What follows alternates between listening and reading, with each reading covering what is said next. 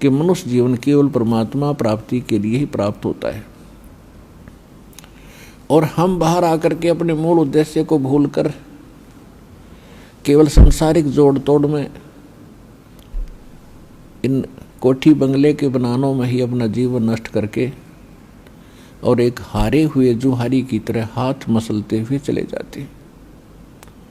जब हम ये संसार छोड़कर चलते हैं तब हमें सब पता लग जाता है कि हमसे भारी भूल हुई है। हमने वो काम तो किया ही नहीं जो मनुष्य जीवन का करना था। ये तो पक्षियों जैसे ही काम किए और उसी में सारा जीवन नष्ट करके और फूले फिरते रहे। फिर ये वहां जाके रोता है जीव धर्मराज के सामने खड़ा होकर के, जहां इसका न्याय किया जाता है, इसका हिसाब होता है। तब बहुत रोता है, बहुत पछताता है, इसको पश्चाताप करता है। फिर इसको सब बातें याद आती हैं कि जब तू मानव शरीर प्राप्त करके यहाँ से गया था, कितना शुक्र मनाया था भगवान का, और क्या क्या प्रॉमिस किया था, भगवान भक्ति गणी करूँगा और पेट गुजारा तो आपने ही देना है दाता। तो उस समय उसको याद आती हैं वो बातें। पौ फाटी पगरा भया जागी जिया जून, सबका हो को देत है वो चोट समाना चून।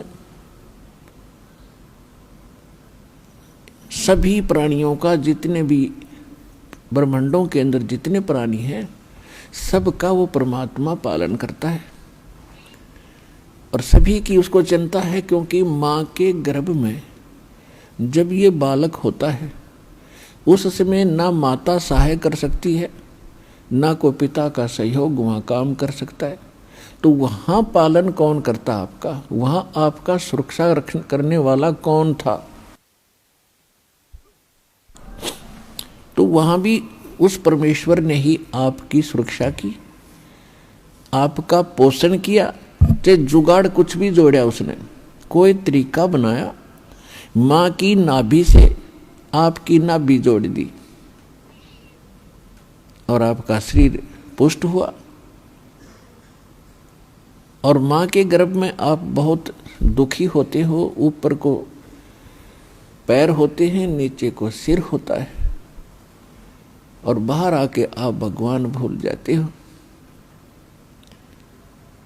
कबीर साहब कहते हैं, दुख में सुमरण सब करे, सुख मुकर ना कोई, जय सुख में सुमरण करो तो दुख कहे को होए।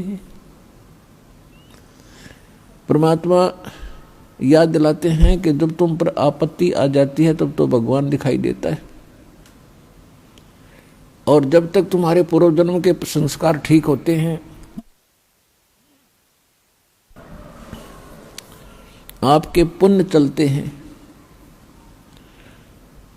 और आप अपने आप को सुखी महसूस करते हैं। वैसे तो यहाँ सुख है नहीं, हम झूठे सुख को ही सुख मान बैठे। कबीर साहब कहते हैं, झूठे सुख को सुख है ये मान रहा मन मोद, जो सकल चबीना काल का कुछ मुख में कुछ गोद। फिर भी जब तक हम सुखी महसूस करते हैं तो भगवान से कोसों दूर रहते हैं। और भगवान की पूजा कैसी करते हैं? महीने 2 महीने 6 महीने में कभी इष्ट धाम पर मत्था टेक आए, शुक्रवार मंगलवार को प्रसाद बांट दिया, किसी दिन व्रत रख लिया। और अधिक लोग वर्तमान में तो नास्तिक ही हो चुके हैं, क्योंकि समय पर टूक मिल रहा है, अच्छी व्यवस्था होगी है, शिक्षा होगी है, अच्छी पोस्ट होगी हैं, खूब परमात्मा ने बुद्धि दे दी, अपने बच्चों को इन्होंने ट्यूबवेल लगा लिए हैं, नहरें अच्छी बना ली हैं, बढ़िया आहार समय पर मिलने लगा। अब भगवान से कोसों दूर हो गए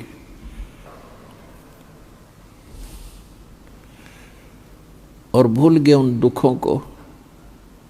परमात्मा कहते हैं, इसे सुख के आग लगे जो भगवान ते दूर करे। परमात्मा कहते हैं, सुख के माथे पत्थर पड़ो जो नाम हृदय ते जावे, और बलिहारी व दुख के जो पल पल नाम रटावे। पुराने समय में हमारे पूर्वज बताया करते थे बुजुर्ग कि वर्षा ना होती थी, भगवान को याद किया करते थे। कोई भी दुख आता था भगवान को बैठकर याद करते थे, हमारी आपदाएं टला करती थी। और अब भगवान 100 कोस दूर हो गया। अब तो बिजली याद रहती है, बिजली ना ही ट्यूबवेल चलाऊं, वो भगवान याद नहीं आता। तो परमात्मा कहते इस असुख बाढ़ में पड़ो जिस तो भगवान की भूल पड़े। तो सत्संग में आने से फिर हमें याद होता है कि भगवान की कितनी आवश्यकता है। तो सत्संग में आने से फिर सुखी भी भगवान की भक्ति करेंगे। यदि दुखी व्यक्ति भक्ति करते हैं तो सुख देता है परमात्मा, उसका गुण है। और यदि सुखमय ही भक्ति करते रहें तो दुख ना हो। और मूल काम मनुष्य जीवन का भक्ति ही करना था, वो हम भूल चुके थे। तो इसका ज्ञान संत और परमात्मा ही दिलाते हैं, सतगुरु दिलाते हैं। सतगुरु का बहुत अभाव हो गया और सत्संग सुन सुन कर इंसान बहरे हो गए। इन नकली संतों के अटपट खटिन, उनको बात का पता नहीं, कोई कख इनको पास नहीं। श्रद्धालु उनके ऊपर डिवोट होकर के, समर्पित होकर के अपना जीवन नाश कर गए। इतना बिगाड़ दिया धार्मिक इस मार्ग को। अब सेट करना दास के लिए कितना कठिन हो रहा है। इतने टीवी चैनल चलते हैं, सब पर कोरी बकवाद घड़ी जाती है इन संतों के द्वारा, कख भी पता नहीं। और सब सुन सुन कर बहरे हो लिए और उनको फाइनल मान चुके। तो इसका अब धीरे धीरे निवारण होगा इस संकट का। और सभी शिक्षित है, देख रहा है दास के इतना विपरीत मार्ग है समाज के और पूर्व ज्ञान के, और उसके बाद भी कितनी सफलता मिली है, क्योंकि इसमें सत्यता घनी है और सत्य को कोई मिटा नहीं सकता। वो अपना स्थान बनाया करती है लेकिन उसकी स्पीड स्लो होती है। भले ही धीरे धीरे चलेगा लेकिन ये सफल होगा और एक दिन पूरा विश्व इस ज्ञान को और इस भगवान को स्वीकार करेगा और उद्धार होगा, सुखी होंगे।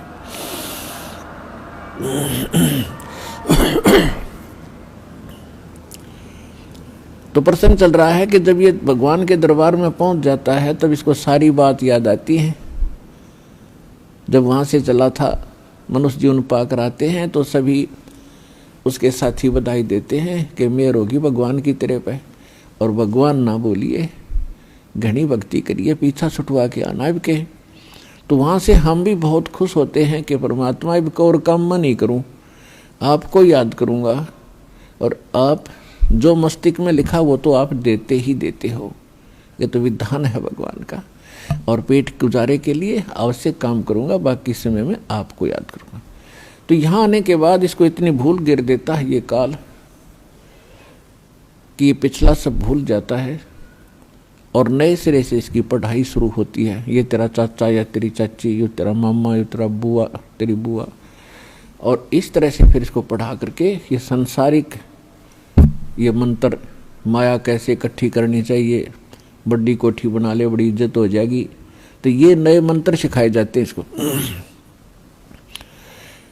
और जब ये सत्संग में आता है तो इसको पता चलता है कि एक काम और आवश्यक था इस मानव शरीर का, जो शुरू भी नहीं किया। तो वहां से परमात्मा के दरबार में जब ये जाता है, इसको सारी बात याद आती है। और फिर ये हाथ जोड़ता है धर्मराज के सामने कि हे महाराज, एक मनुष्य जीवन और दे दो, अब के कति नहीं बोलूंगा। धर्मराज फिर उसकी पिछली हिस्ट्री चालू कर देता है। असंख्य जन्म हो गए, हमने मानव शरीर प्राप्त किया, नए बकवादों में खोया, और वहां जाके फिर नए रोया। तो वो उसकी थोड़ी सी क्लिप दिखा देता है कि ले, तू तो झूठा बहुत है, और पहले भी ऐसे प्रॉमिस तूने किए थे, एक पूरा नहीं किया। उसकी पिछली फिल्म चला देता, देख इस जन्म में मनुष्य जीवन मिला, क्या कह रहा है तू और क्या कर रहा है जाके नीचे, और आके फिर क्या कह रहा है, एक जन्म और दे दो, फिर दूसरा, फिर तीसरा। 1 मिनट के अंदर उसको हजारों मनुष्य जन्म दिखा देता है कि गधे तू ऐसी बकवास करता है। यहाँ आकर तेरी समझ में आ जाती है, वहाँ तू सुनता नहीं, भाग यहाँ से। उसको गधे की योनि में ठोक दिया जाता है। तो पुण्यात्माओं, ये गॉड गिवन स्पिरिचुअल नॉलेज है। अब वो शंका भी समाप्त होगी है, कोई यूं का किसने देखा है, भगवान ने बताया करके ये। और इसमें भी कोई यूं कहे कि किसने देखा देखी जाएगी, तो वो तो नालायक आदमी, पत्थर है, इंसान नहीं, वो शैतान है। कहते हैं जब मां के गर्भ में तू रो रहा था, परमात्मा ने तेरी पुकार सुनी और ठीक ठाक तेरा शरीर बाहर कर दिया, और बाहर आके अब तू भूल गया। कहते उस समर्थ की रीज भुलाई, अब कुल कुटुंब से राता, गर्भ के अंदर बचन भरे थे, कहाँ गई वो बाता। परमात्मा कितने प्यार से समझाना चाहते हैं, भूल गए उन दिनों को। उस समर्थ की रीझ छुपाई, उस परमात्मा ने तेरे ऊपर रहम किया, खुश हुए और तेरे को मनुष्य जीवन देकर माँ के गर्भ से संकट से बाहर निकाला। नहीं तो बहुत से बच्चे गर्भ में मर जाते, माँ भी मर जाती साथ में। उसकी मेहर से ही तुम ठीक ठाक यहाँ बाहर जन्म लेते हो। और आज भूल गया उन भगवान की उन बातों को कि गर्भ के अंदर बचन भरे थे, कहाँ गई वो बात। तो पुण्यात्मा, दुख में सुमन सब करें, सुख में करे न कोई, और जय सुख में सुमन करे तो दुख का ही कोई।